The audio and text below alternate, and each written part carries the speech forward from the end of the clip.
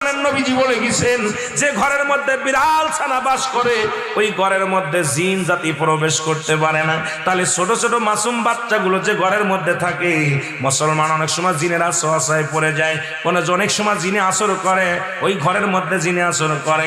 যে ঘরের মধ্যে বিড়ালকে আদর করে বিড়াল থাকে, ওই ঘরের মধ্যে বিলাই বিড়াল বিড়াল বিলাই বিলাই, এইটা যার ঘরের মধ্যে আছে এই ঘরের মধ্যে দুষ্ট জিনেরা আসতে পারে না। জোরে জোরে চিল্লায়া বলা যাবে না মারহাবা।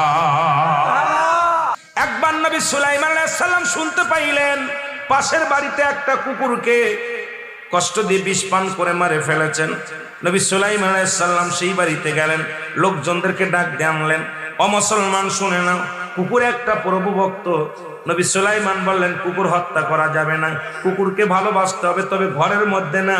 কুকুরের ঘরে বিছনা বানায় দেওয়া যাবে না, কুকুরের সঙ্গে বসত বাড়ি করা যাবে না। কুকুরের লালাটা